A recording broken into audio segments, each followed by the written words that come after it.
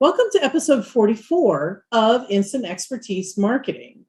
We appreciate you listening in. Today, Shari and I are continuing our 5-part series focused on ABM, or account-based marketing.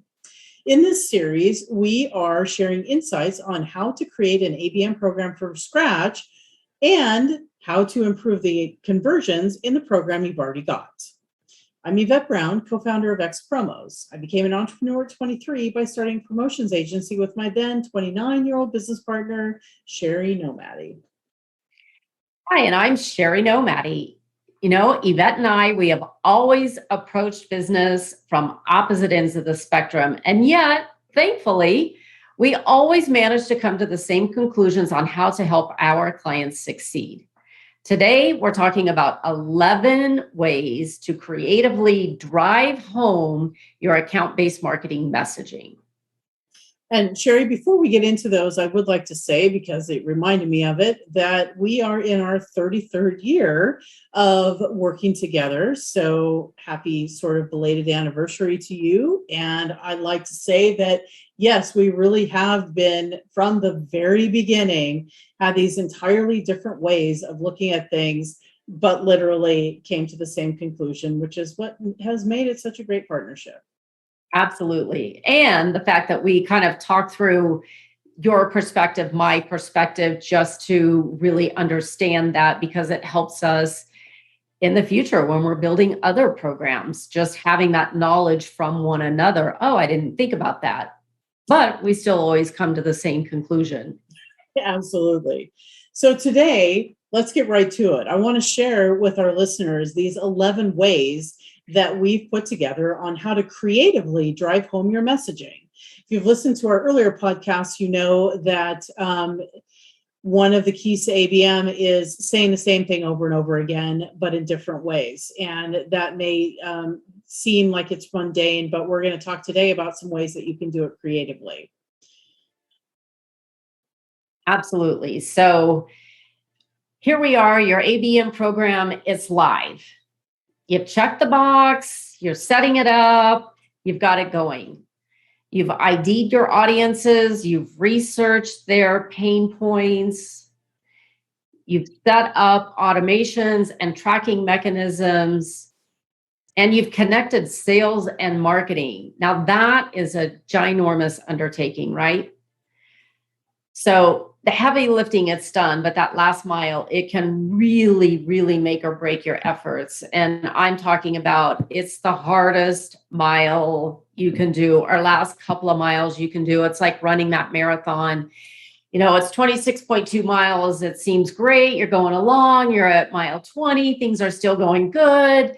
And then we all know that you hit that wall at about mile 22. And those last 4 miles, it really can make or break, in that case, your race. In this case, it's your campaign. But I'm here to tell you from personal experience in both of those things that it is worth it in the end. The payoff is there. Go all the way, make the efforts count. You're absolutely right, Shari. And, and the reality is, for the folks here who are listening and have ABM programs running, it's not easy. Like, there are a lot of moving parts. There's a lot of things that have to be working. You had to collaborate with sales and marketing. All sorts of things had to happen for you to get where you are. And it's just like, oh, thank God we've got that thing done and it's up and running. And that's awesome. Sometimes the last thing that gets handled is the creative. And it can feel like a hassle, but just like the end of your race, you're really doing your program a disservice if you don't level up your messaging delivery. So that's why what we want to do today is we created this list. Turns out there's 11 of them, 11 tips to help you get more creative with your messaging. So the first go one, ahead, Yvette. All right, I'm going to give it a start. The first one is to identify the core message or benefit you want to communicate. I know that seems super obvious, but we want to start with the basics here. Is like, make sure you know in simple words what you're trying to say before you try and get all creative about it. Right? Yep, absolutely, absolutely. Because the worst messages out there, you can just tell they're the ones that got real creative and cutesy before they thought about what the messaging was. Exactly. Exactly. We've all seen them. So, and then secondly, make sure you're drilling down to the actual benefit. Why does your audience care about it? Yep. And in this case, because this is ABM, you know your audience really well. You know your buyer persona. You need to think about it from their perspective and say, why are they going to care that I'm talking to them about this delivery method or that this is faster or whatever it is? You really need to get into that. Absolutely.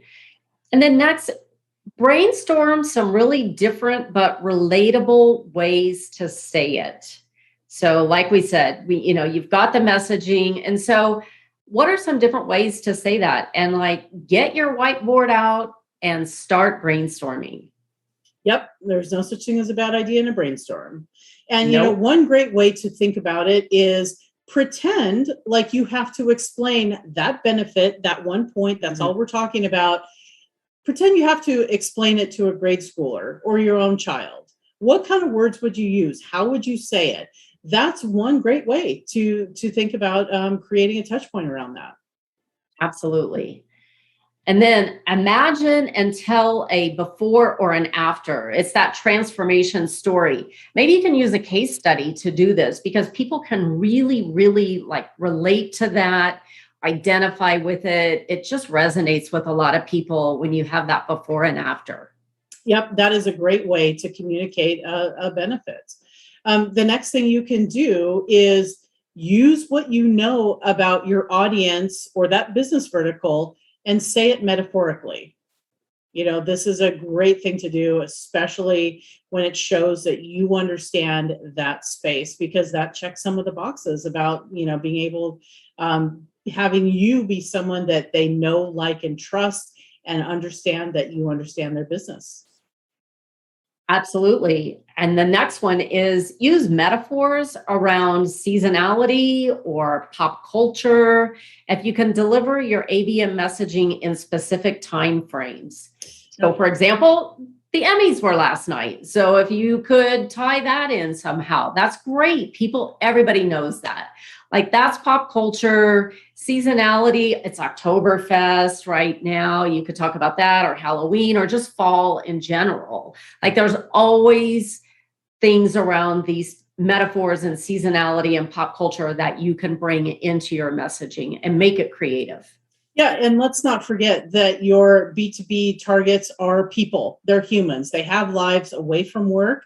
And it's, if you're in the north, at least in the northern hemisphere right now, when we're recording this, it's fall. Okay, it's fall for everybody. If you know that the majority of your prospects are in a certain part of the country, you can talk about football, college football, or pro football going on right now.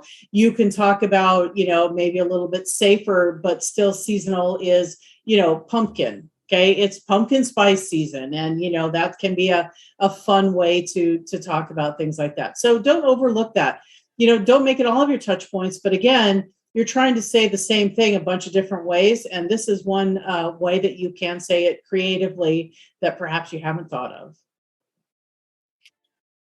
The other thing you can do is you can use specific examples. There's no better way to talk about your product or your service than using a very specific example because, again, it's relatable. They're going to engage, probably read further because it's more interesting. And as we were talking about a few minutes ago, that sort of before and after transformation, that's kind of a longer version of this. This is more of the elevator version of it. It's a short thing of saying we did, if it reinforces that benefit we're talking about, give that very specific example and just use that as the basis of a touch point. Mm-hmm. Mm-hmm. You can change moods. You can try a different literary style, a different cadence. You could even use poetry. Yep. Don't be afraid to play with the written word. We know that emails are still going to be the backbone within most ABM programs because it's just part of how we're delivering so many of our messages. But it doesn't have to be same old, same old. Mix it up. Try a short cadence. Try a series of emails. And like Shari said, even doing something as crazy as poetry, it can work. People understand, something playful like limericks, because we're all familiar with them. There's different things that you can do because again, you're breaking through the same old and trying to get engagement. Yep. It's that disruptive pattern. Yes. So next we encourage you to make it fun. How about a digital scratcher? I mean, we're all familiar with the physical scratchers, but how about one that you can do digitally or even a match and win? And you can do that by reinforcing one of your benefits, your key benefit.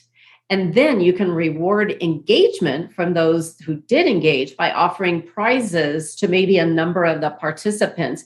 And make sure that your prizes either reinforce a benefit or reinforce the theme, or somehow it ties in. It's not just something you randomly pulled out of the sky. That is like hypercritical, Shari. We love doing engagement programs that include different rewards, but only when that reward relates to the benefit. And if it doesn't, it's failed because it didn't reinforce what you were trying to say, which is the whole point of what we're doing right here. And speaking of rewards, the other thing you can do is you can surprise and delight.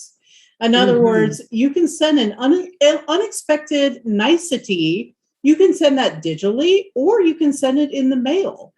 Remember, like I said, it always has to relate to the benefit to make the value work.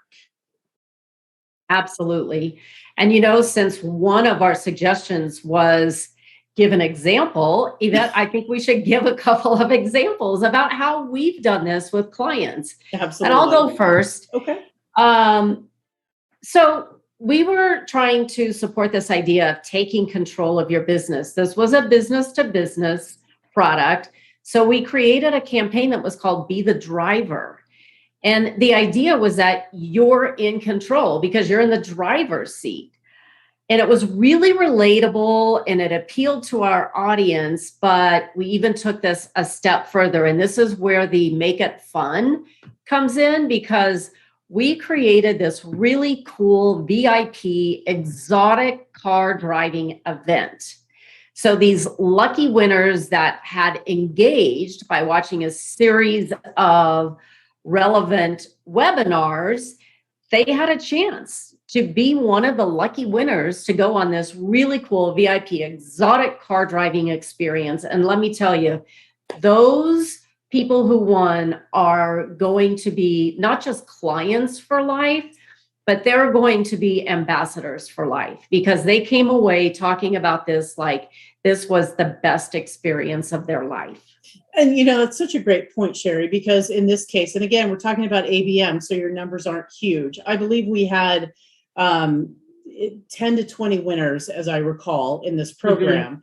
And so those folks, actually, we tied this to a bigger conference.